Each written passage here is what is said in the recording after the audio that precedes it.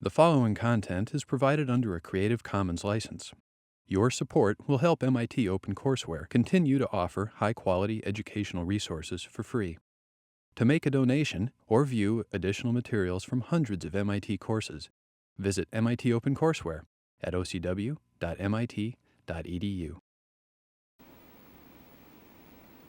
Coulombs Force Law can be the basis for estimating the net charge on an object.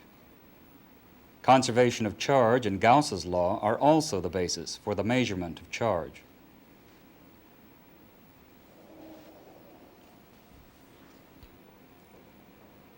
Coulomb's force law states that a particle or object carrying a net charge Q2 in an electric field due to a second charge Q1 experiences a force proportional to the product of the charges and inversely proportional to the square of the distance r between. Charges of the same polarity repel. In this demonstration, the particles are air-filled balloons of the variety used at parties. They can be charged by rubbing them with a dry cloth.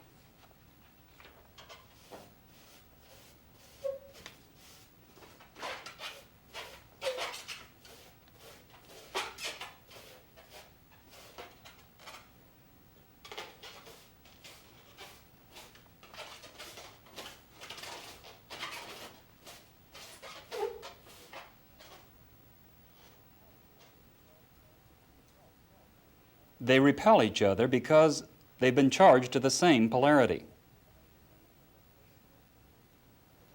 Let's use measurements of the separation distance and the weight of the balloon to approximate the charge that's been left on one of the balloons. The threads that have been used to suspend them are tied at a common point.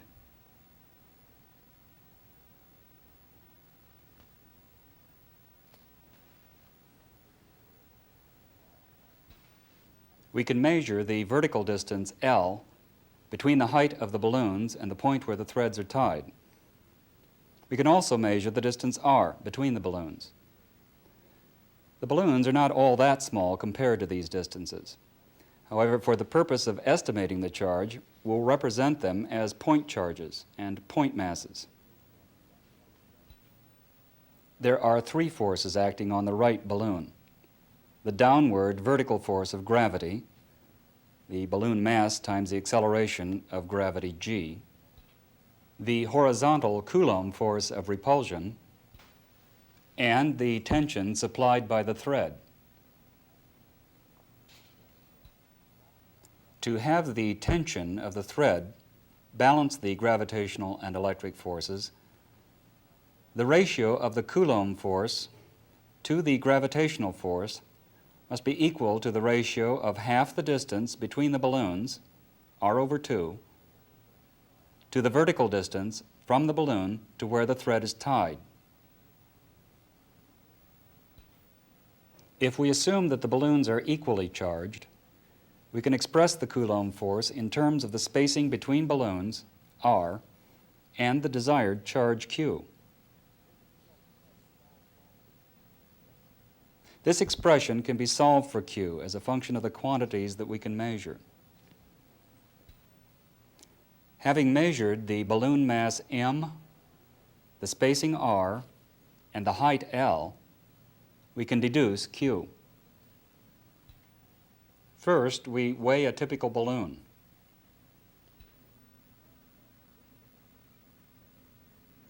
The mass m of this balloon is 0.73 grams. In MKS units.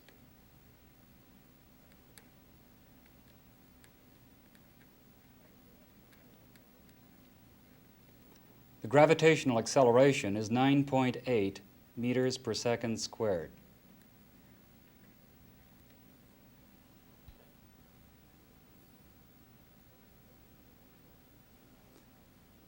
The spacing between balloon centers is about 50 centimeters. It's not possible to put the meter stick close to the balloons without their being attracted to Professor Zahn. His body's a good conductor. The charges on the balloons induce image charges of opposite polarity on conducting surfaces to which they're attracted.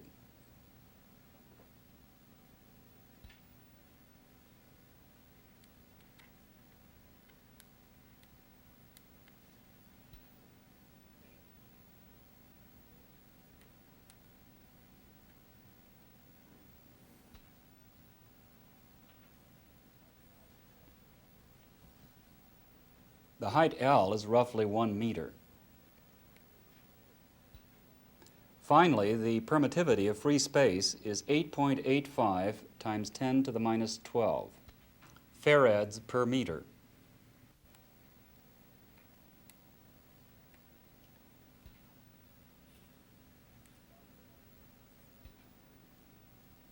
Evaluation gives a charge Q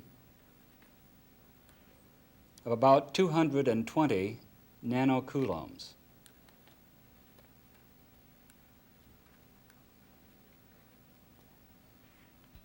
Conservation of charge and Gauss's law can also be used to deduce the charge on the balloons. This will be done by putting the balloon inside a conducting enclosure and measuring the charge induced on the enclosure. Note that this induced charge is opposite in sign to that of the balloon. This image charge is just that responsible for attracting the balloons to any essentially grounded conductor in its vicinity.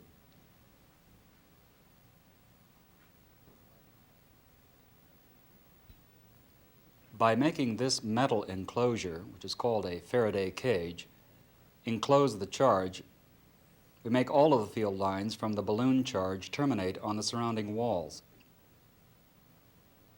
The Faraday cage is insulated from a surrounding grounded shield and itself connected to ground through the low impedance of an integrator. The shield is necessary to prevent field lines from outside charges terminating on the cage, such as from Professor Zahn's having walked on the carpet. Because the enclosure is itself essentially grounded, there is little electric field between it and its shield. The integral form of charge conservation shows how the charge induced on the Faraday cage is related to the current I to the integrator. The surface S encloses the cage completely and cuts through the wire. The only contribution to the integral of the current density is where the wire passes through the surface and is the current I. Because the charge on the outside of the Faraday cage is 0, the net charge in the volume V enclosed by this surface is the negative of that brought inside the cage as the balloon is introduced. Thus, the current through the wire is the time rate of change of the charge introduced into the enclosure with the balloon. If the balloon is finally completely enclosed by the cage, then the final value of this charge is just that on the balloon. This is true even if the balloon makes no electrical contact with the Faraday cage. The integrator is made from an operational amplifier, and the integrated signal could be displayed on an oscilloscope. Instead, we'll use an integrating electrometer in Coulomb measurement mode. It's designed to display the charge that would account for the integral of the current into its input.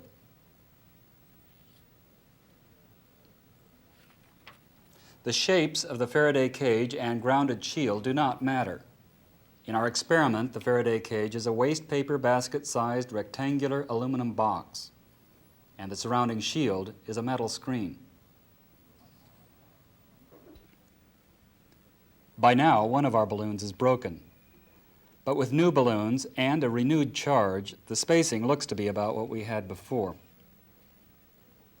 Here's what happens when we insert the balloon in the Faraday cage.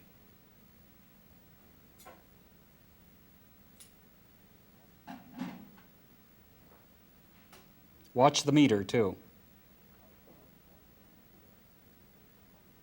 Our charge conservation statement can be used to see that it makes no difference to the measurement whether the balloon makes physical and electrical contact with the inner box.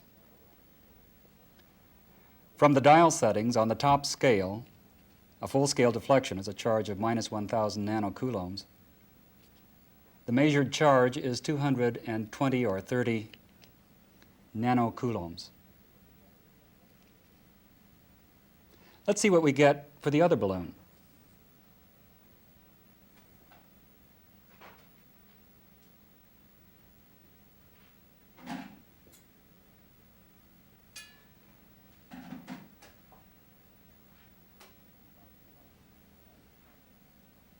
The reading's about the same, about 220 nanocoulombs. Remember, from our force experiment, we estimated 220 nanocoulombs. Of course, given the informality of our experiments, this agreement is somewhat fortuitous. Both the electromechanical and Faraday cage measurements that we have illustrated can be made very precise. Here, we've illustrated how Coulombs Force Law, the law of charge conservation, and Gauss's law can also be used to make rough estimates.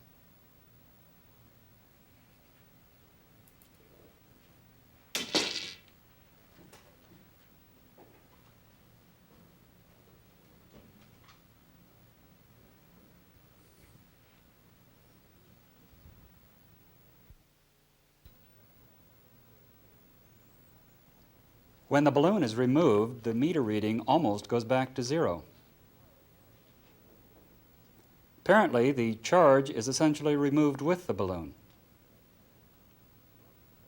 What happens to the charge on the balloon if it's broken while in the Faraday cage and then removed?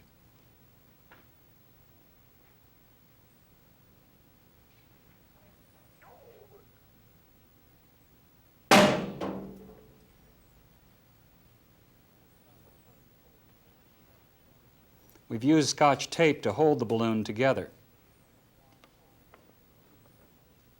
Professor Zahn feels that most of the balloon was removed. The charge was not.